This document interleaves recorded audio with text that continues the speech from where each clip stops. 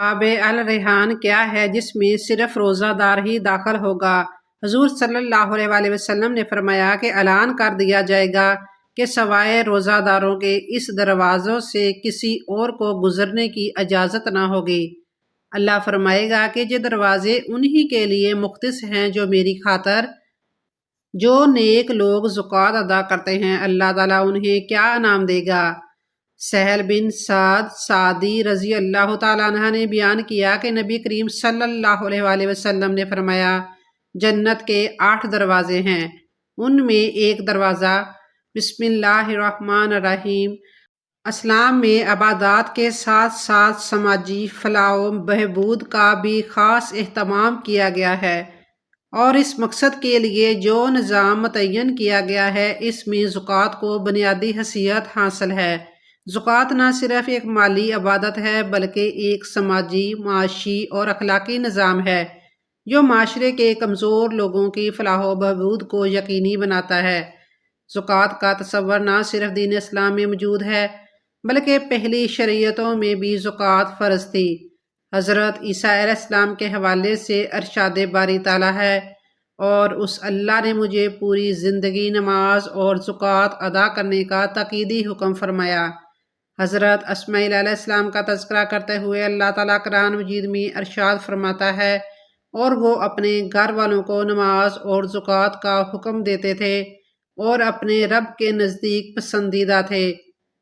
سورہ بقرہ میں اللہ تعالیٰ ارشاد فرماتا ہے، اور نماز قائم کرو اور زکوٰۃ ادا کرو اور رکوع کرو رکوع کرنے والوں کے ساتھ۔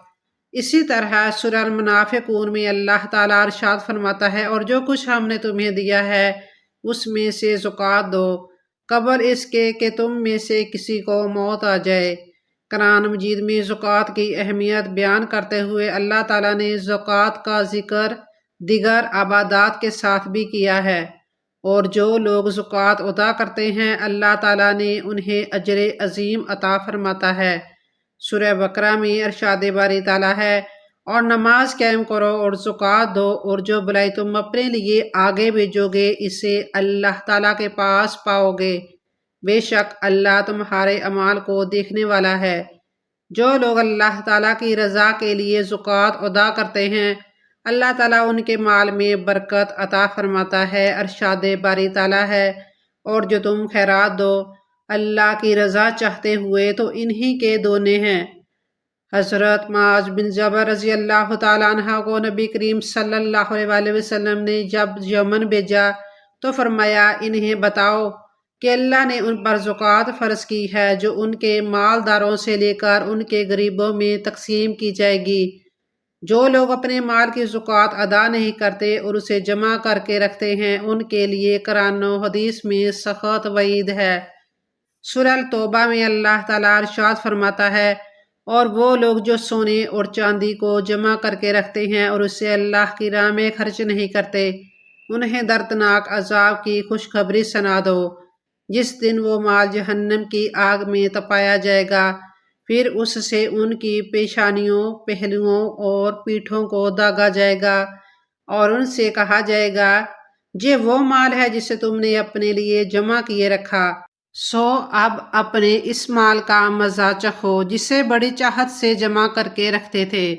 حضرت بریرہ رضی اللہ تعالیٰ عنہ سے مروی ہے کہ نبی کریم صلی اللہ علیہ وسلم نے ارشاد فرمایا، جس شخص کو اللہ تعالیٰ نے مال دیا ہو وہ اس کی زکوٰۃ ادا نہ کرے، وہ مال قیامت کے دن گنجا سانپ بنا دیا جائے گا، اس کی آنکھوں پر 2 سیاہ نقطے ہوں گے، اس سانپ کو اس کے گلے میں توق بنا دیا جائے گا، پھر وہ اس شخص کو اپنے جبڑوں سے پکڑے گا، پھر کہے گا، میں تیرا مال ہوں، میں تیرا خزانہ ہوں۔ اس کے بعد نبی کریم صلی اللہ علیہ وسلم نے یہ آیت مبارکہ تلاوت کی، اور جو لوگ اس چیز سے بخل کرتے ہیں جو اللہ تعالیٰ نے اپنے فضل سے انہیں عطا کیا ہے، یعنی زکوٰۃ ادا نہیں کرتے، وہ ہرگز یہ گمان نہ کریں کہ وہ ان کے حق میں بہتر ہے، بلکہ وہ ان کے حق میں بہت برا ہے۔ عنقریب وہ مال جس میں انہوں نے بخل کیا، قیامت کے دن انہیں اس کا توق بنا کر ڈالا جائے گا۔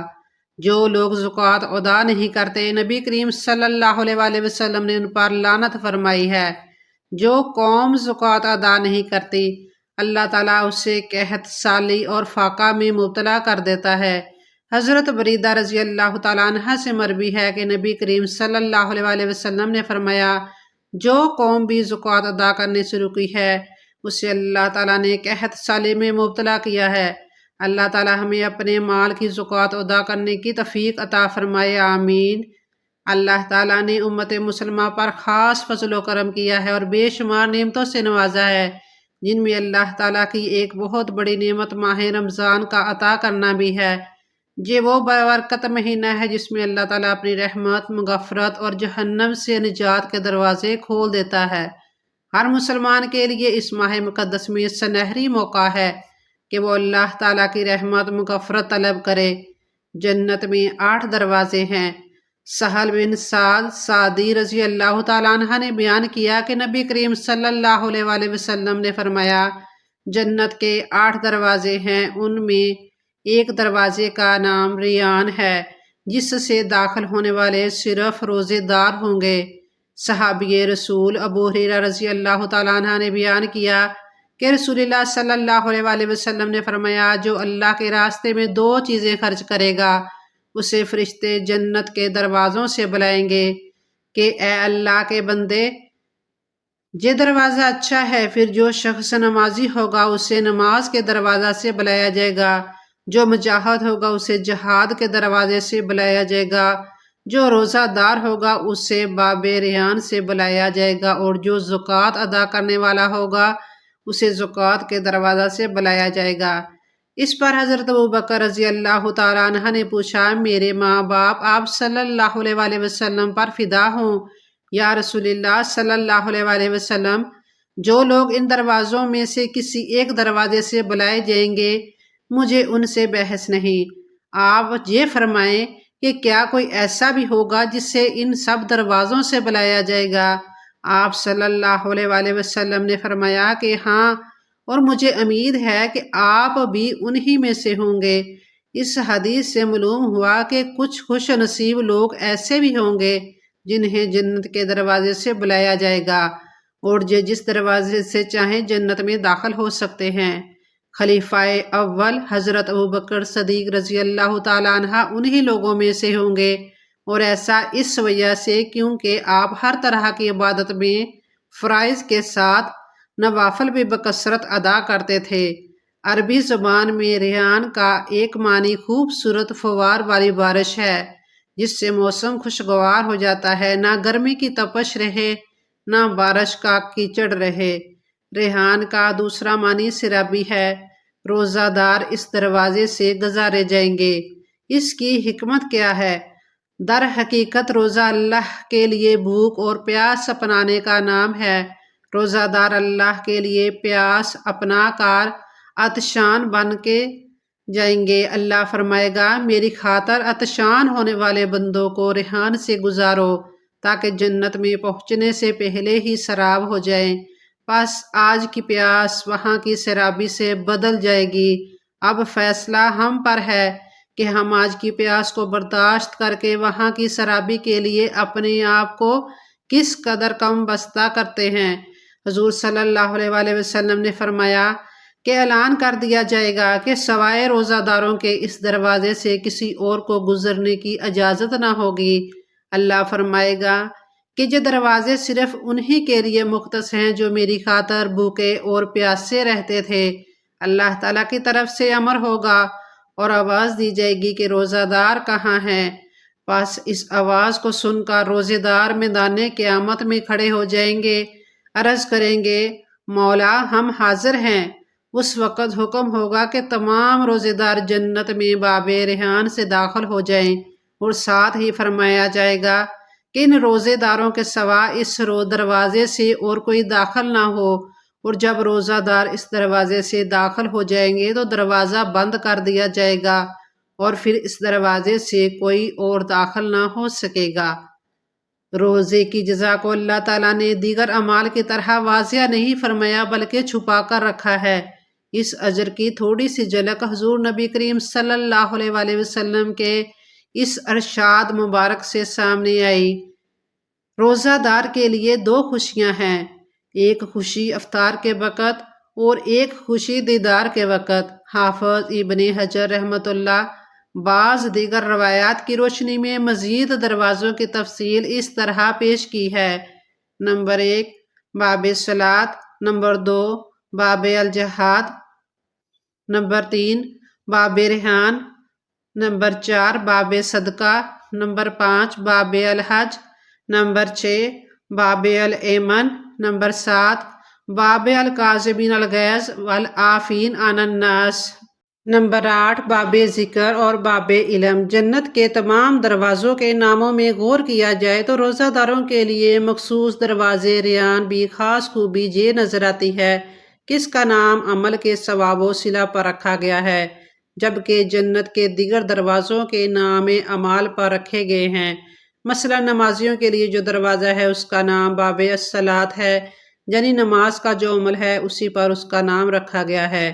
یہی حال دیگر تمام دروازوں کا ہے، لیکن روزہ دار کے لیے جو دروازہ ہے اس کا نام عمل پر نہیں رکھا گیا ہے، یعنی اس کا نام باب صوم روزہ کا دروازہ نہیں ہے بلکہ باب الریان ہے، جس کا معنی سیراب کرنے والا دروازہ، اور یہ روزہ کا عمل نہیں بلکہ روزہ کا صلہ ہے۔ اس سے اشارہ اس بات کی طرف ہے کہ دنیا میں روزہ دار حضرات روزے کی حالت میں پیاس کی شدت برداشت کرتے تھے، لہذا بروز قیامت جنت میں ان کا داخلہ ریان نامی دروازے سے ہوگا، جس کا مطلب یہ کہ اب وہ کبھی بھی پیاس کی شدت کے شکار نہیں ہوں گے، کیونکہ روزے دار دنیا میں خود کو پیاسا رکھنے کی وجہ سے ریان کے دروازے سے داخل ہوں گے تاکہ پیاس سے محفوظ رہیں۔ جو ریان نامی دروازے سے داخل ہوگا وہ جنت کا مشروب پیے گا، اور جو جنت کا مشروب پی لے گا وہ کبھی پیاسا نہیں ہوگا۔ اس ضمن میں ہم ایک اہم بات یہ بھی سمجھنا ضروری ہے کہ ریان کی بشارت جن روزہ داروں کے لیے ہے ان سے مراد فرائض کے ساتھ ساتھ بکثرت نفل روزے رکھنے والے ہیں، اس لیے کہ فرض نماز روزے تو سب کے لیے لازم ہیں، لہذا امتیاز نوافل ہی کے اعتبار سے دیکھا جائے۔ مثلاً کوئی شخص تمام فرائض کی ادائیگی کے ساتھ ساتھ بکثرت نفل نمازوں کو ادا کرنے والا ہے تو وہ باب صلاۃ کا مستحق ہے۔ اسی طرح کوئی تمام فرائض کے ساتھ بکثرت نفل روزوں کا عادی ہے تو وہ باب الریحان کا مستحق ہے۔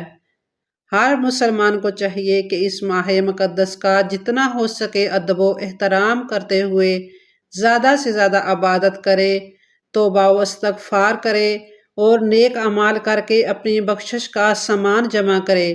اللہ تعالی ہم سب کو اس ماہ مقدس کی برکات سے مستفید ہونے کی توفیق عطا فرمائے، آمین ثم آمین۔